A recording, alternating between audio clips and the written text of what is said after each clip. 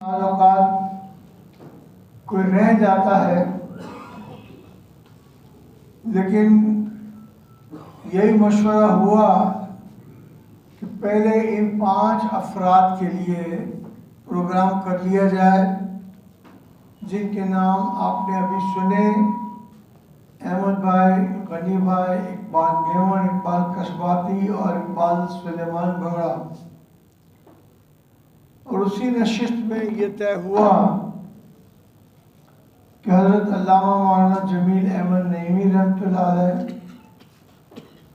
मौलाना मोहम्मद याकूब कादरी शहीद रहमतुल्लाह अलैह और प्रोफेसर मोहम्मद तुफैल सालिक रहमतुल्लाह अलैह के लिए भी अलग प्रोग्राम किया जाए। इंशाअल्लाह किसी और जानिब तवज्जो दिलाई गई तो उसको भी देख लेंगे, लेकिन आज शुरू से अब तक जो भी 20-25 नाम आपने लिखवाए मोइन खान के पास लिखे हुए मौजूद हैं, उनके लिए यकीनन यहाँ भी और आइंदा भी फातिहा खानी ईसाई सवाब का सिलसिला जारी रहेगा। अभी चूँकि जल्दी हमें मगरिब पढ़नी है, इसलिए बहुत मुख्तसर चंद जुमले एक के बारे में बोले जा सकेंगे।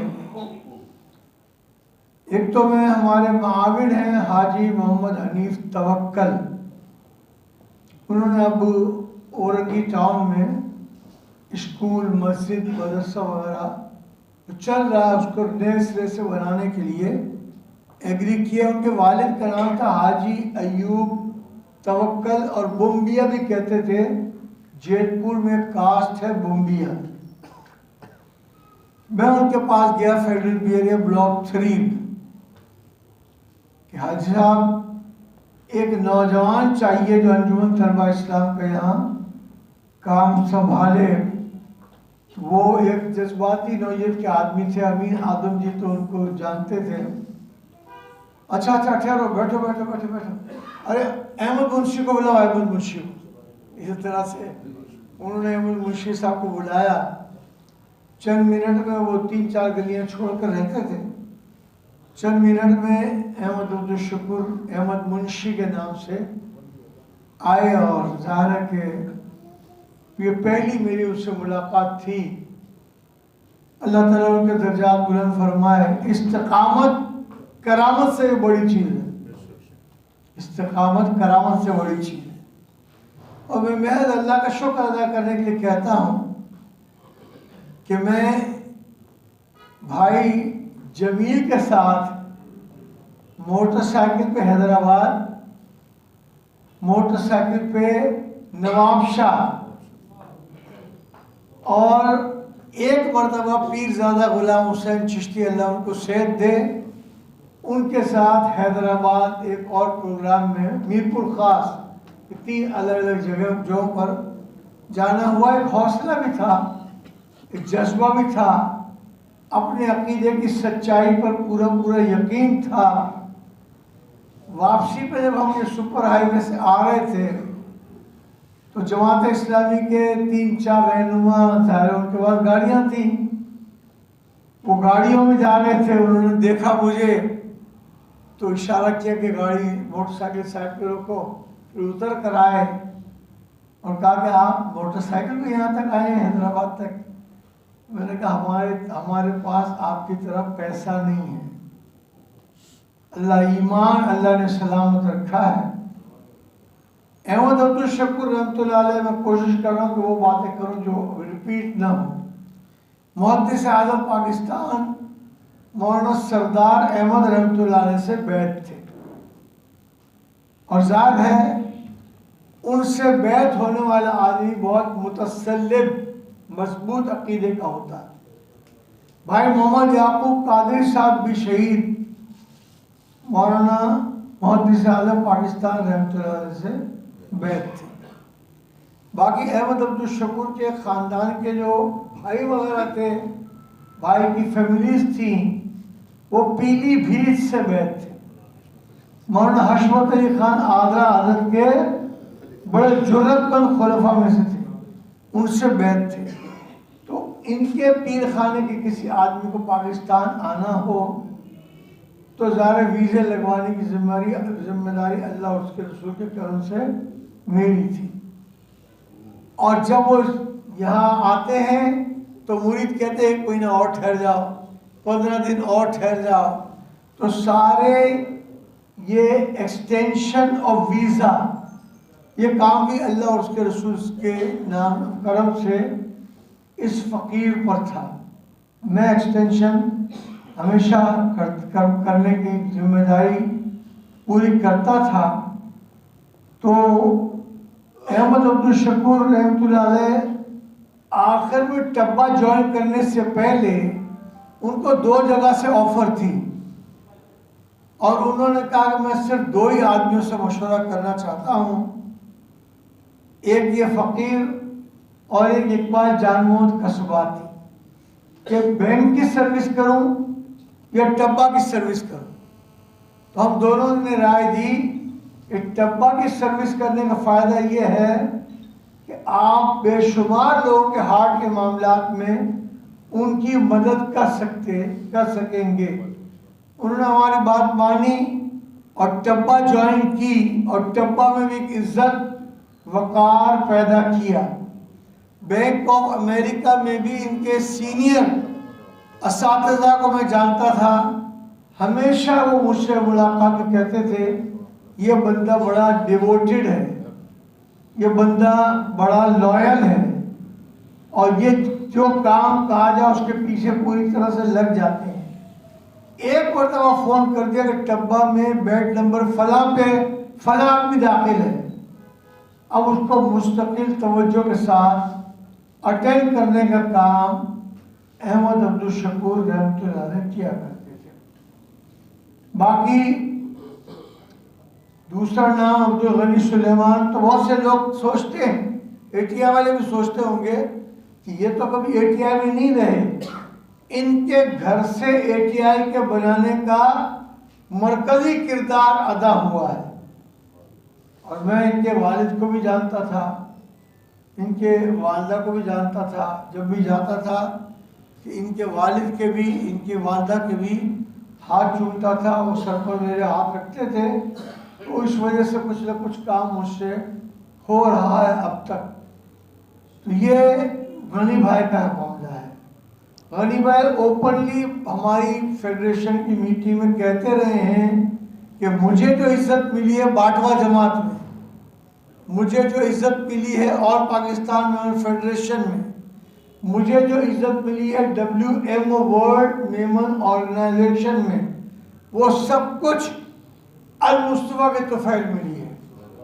ओपनली ये मीटिंग में तस्करा किया करते थे। एक नाम इकबाल जानमोहद कसबाती का है।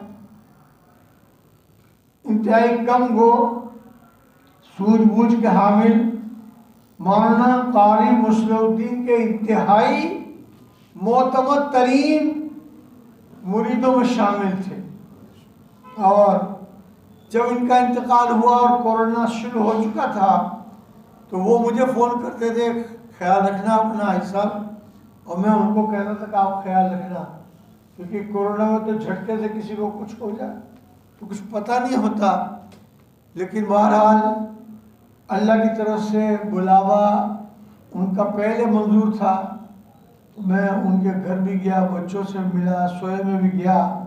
और अब तक किसी न किसी दो तीन और भाई इंतकाल कर गए। फारूक कसबाती भी इंतकाल कर गए, अमीन कसबाती भी, यूसुफ कसबाती भी, एक और कोई भी 12। लेकिन सबके बीमारी के दिनों में फ़ोन में आना जाना, खैर पूछना, इन सब ने मिलकर मसलक की बहुत ज़्यादा खिदमत की। इसके बाद इकबाल मेमन, मैं कई मरतबा कह चुका हूँ कि मेरी ज़िंदगी की तारीख में एक बंदा ऐसा नहीं मिला है जो रोज़ मुझे फ़ोन करे, रोज़। और क्या इकबाल बोली जो इकबाल बोल रहा था, कोई काम है, रोज़ 365 दिन काम पूछना। और ट्रैवलिंग के सिलसिले में मुझे जाने आने की बहुत ज़रूरत पड़ती थी, ज़रूरत तो पड़ती है। अभी भी 2 को मुल्तान जा रहा हूँ, 3 को राजनपुर जा रहा हूँ, फिर भावलपुर, मुल्तान, सब जगह। तो एक आदमी तारीख में मेरे ऐसा है, कोई ट्रेवलिंग का प्रोग्राम तो नहीं, कहीं ट्रेवलिंग के लिए जाना तो नहीं है, तो वो मैं उनको बताता था। वो मुखैर हजरात से कह करके वो टिकट मेरे घर भिजवा देते थे।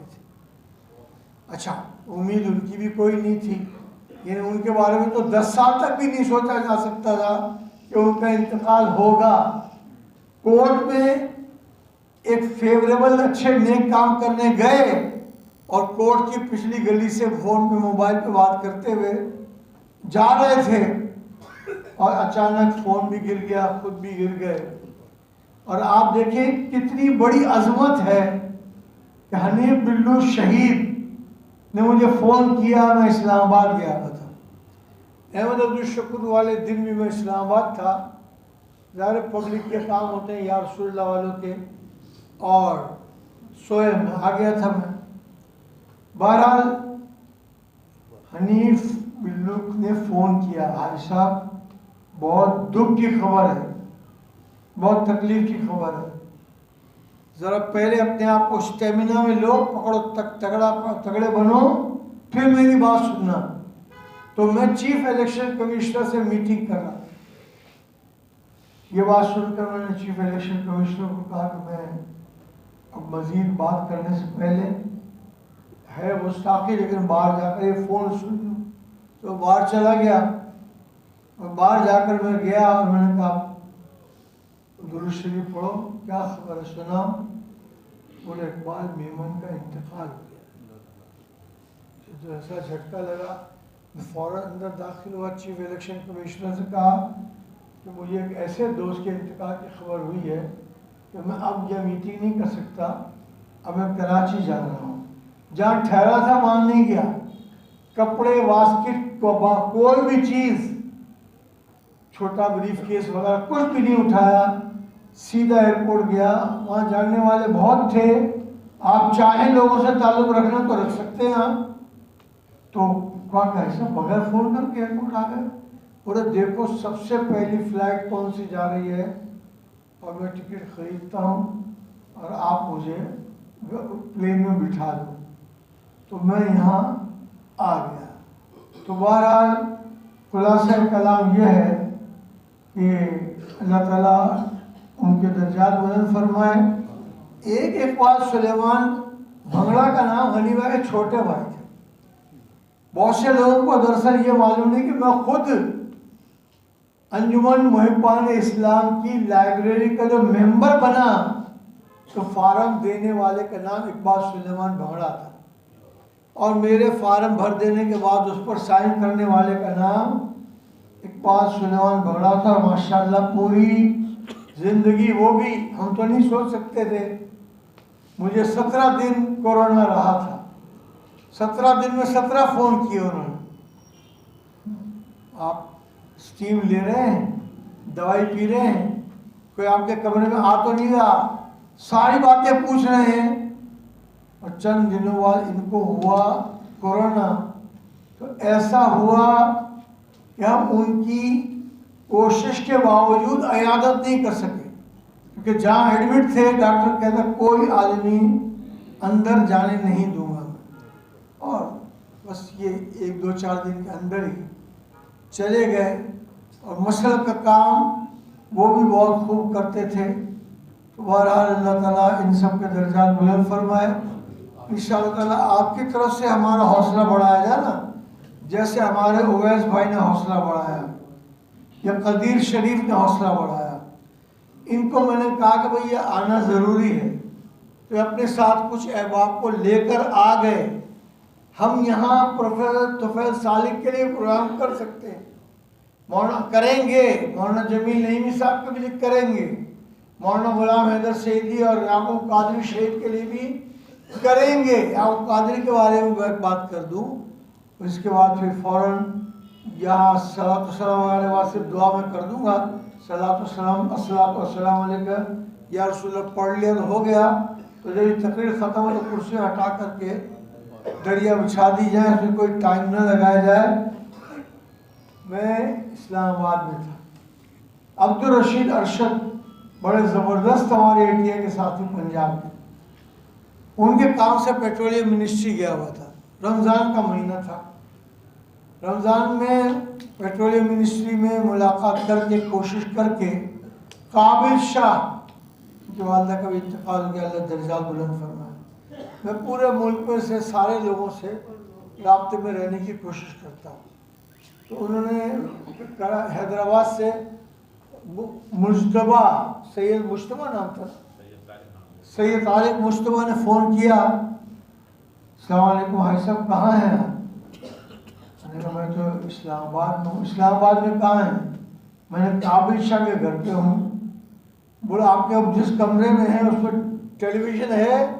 मैंने कहा टेलीविज़न है लेकिन रमज़ान का महीना है तो टेलीविज़न तो बंद पड़ा। बोला जल्दी टेलीविज़न खोलो, याकूब कादरी साहब पर कातिलाना हमला हुआ है और जो तफसील मुझे मिल रही उससे उनके बचने के चांसेस नहीं हैं।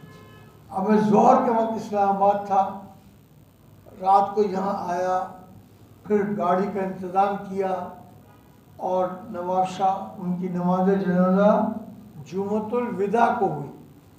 तो पहली लाइन में ही खड़ा था, लोगों के मसाइल नहीं मालूम होते, बोलने की आदत होती है, तो एक बंदे ने बोल दिया नमाज जनाजा के मौके पर, बारिश को भी क्या अभी आना था?